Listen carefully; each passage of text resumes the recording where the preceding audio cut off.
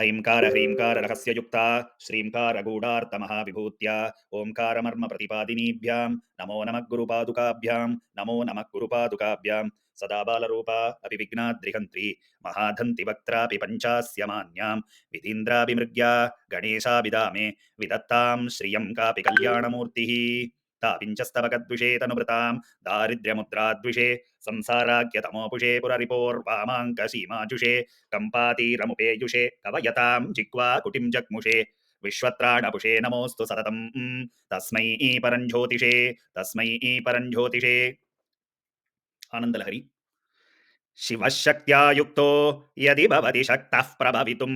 न चेदेवं देवो न खलु कुशलः स्पन्दितुमपि अतस्त्वाम् आराध्यां हरिहरविरिञ्चादिभिरपि प्रणन्तुं स्तोतुं वा कथमकृतपुण्यः प्रभवति तनीयां सम्पांसुं तव चरणपङ्केरुहभवं विरिञ्चिः सञ्चिन्वन् विरचयति लोकानविकलं वहत्येनं शौरिक् कथमपि सहस्रेण शिरसां हरः संक्षुद्यैनं भजति बसितोद्धूलनविधिम् अविद्यानामन्तस्तिमिरमिहिरद्वीपनगरी जडानां चैतन्यस्तबकमकरन्दश्रुतिजरी दरिद्राणां चिन्तामणिगुणनिका जन्मजलदौ निमग्नानां दंष्ट्रा मुररिपुवराहस्य भवति त्वधन्यपाणिभ्याम् अभयवरदो दैवतगणः त्वमेका नैवासि प्रकटितवराभीत्यभिनया भयात् त्रातुं दातुं फलमपि च वाञ्छासमधिकं शरण्ये लोकानां तव हि चरणावेव निपुणौ हरिस्त्वामाराध्य प्रणतजनसौभाग्यजननीं पुरानारी भूत्वा पुररिपुमपि क्षोभमनयत् स्मरोऽपि त्वां नत्वा रतिनयनलेह्येन वपुषा मुनीनामप्यन्तः प्रभवति हि मोहाय महताम् धनुः पौष्पं मौर्वी मधुकरमयी पञ्चविशिकाः वसन्तः सामन्तो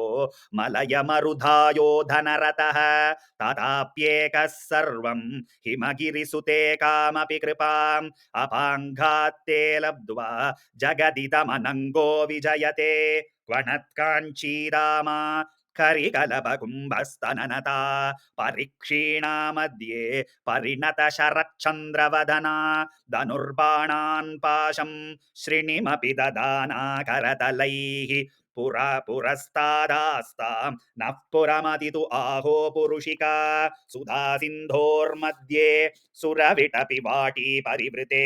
मणिद्वीपे नीपो पवनवति चिन्तामणिगृहे शिवाकारे मञ्चे परमशिवपर्यङ्कनिलयां भजन्ति त्वां धन्याः कतिचन चिदानन्दलहरीं महीं मूलाधारे कमपि मणिपूरे हुतवहं स्थितं स्वादिष्टाने हृदि मरुतमाकाशमुपरि मनोऽपि भ्रूमध्ये सकलमपि भित्त्वा कुलपदं सहस्रारे पद्मे सहरहसि पत्या विहरसे सुधाधारासारै चरणयुगलान्तर्विगलितैः प्रपञ्चन् सिञ्चन्ति पुनरपि रसाम्नाय महसः अवाप्य स्वां भूमिं भुजगनिभमद्युष्टवलयं स्वमात्मानं कृत्वा स्वपिशिकुलकुण्डे कुहरिणि चतुर्भिः श्रीकण्ठैः शिवयुवतिभिः पञ्चभिरपि प्रभिन्नाभिः शम्भोर्नवभिरपि मूलप्रकृतिभिः चतुश्चत्वारिंशत् वसुदलकलाश्रत्रिवलय त्रिरेखाभिः सार्धं तव शरणकोणाः परिणताः त्वदीयं सौन्दर्यं तुहिनगिरिकन्ये तुलयितुं कवीन्द्राः कल्पन्ते कथमपि विरिञ्चि प्रभृतयः यदा लोकौत्सुक्यात् अमरललनायान्ति मनसा तपोभिर्दुष्प्रापा अपि गिरिशसायुज्य पदवीं नरं वर्षीयांसं नयनविरसं नर्मसुजडं तवापाङ्गालोके पतितमनुधावन्ति शतशः गलत्वेणीबन्धा कुचकलशविस्रस्तसिचया हठात् त्रुट्यत्काञ्च्यो विघलितदुकूला युवतयः क्षितौ षट्पञ्चाशत् द्विसमधिकपञ्चाशदुदके हुतासे द्वाषष्टिश्चतुरधिकपञ्चाशदनिले दिवि द्विषट्त्रिंशत् मनसि च चतुष्षष्टिरिति ये मयूकास्तेषाम् अप्युपरि तव पादाम्बुजयुगं शरज्योत्सना शुद्धां शशियुतजटाजूटमकुटां वरत्रासत्राण स्फटिकघटिका पुस्तककरां सकृन्नत्वा नत्वा कथमिव सतां सन्निधदते मधुक्षीरद्राक्ष मधुरिमधुरीणापणितयः कवीन्द्राणां चेतः कमलवनबालातपरुचिं भजन्ते ये सन्तः कतिचिदरुणामेव भवतीं विरिञ्चि प्रेयस्यास्तरुणतरशृङ्गारलहरी गभीराभिर्वाग्भिर्विदधति सतां रञ्जनममी सवित्रीभिर्वाचां शशिमणिशिलाभङ्गरुचिभिः वशिन्याद्याभिस्त्वां सह जननि सञ्चिन्तयति यः सकर्ता काव्यानां भवति महतां भङ्गिरुचिभिः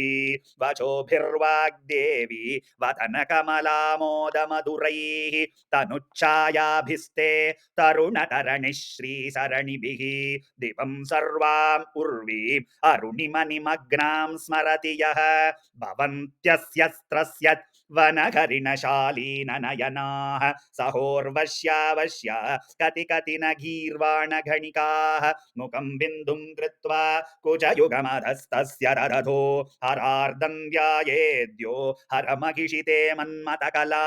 स सद्यः संक्षोभं नयति वनिता इत्यति लघु त्रिलोकीम् अप्याशु भ्रमयति रवीन्दुस्तनयुगां किरन्तीमङ्गेभ्यः किरणनिकुरुम्बामृतरसं हृदि त्वाम् आदत्ते हिमकरशिलामूर्तिमिव यः ससर्पाणां दर्पं शमयति शकुन्तादिप इव ज्वरप्लुष्टान् दृष्ट्या सुखयति सुधाधारसिरया तटिल्लेखा तन्वीं तपन शशिवैश्वानरमयीं निषण्णां षण्णाम् अप्युपरि कमलानां तव कलां महापद्माटव्यां मृदितमलमायेन मनसा महान्तः पश्यन्तो ददति परमाह्लादलहरीम्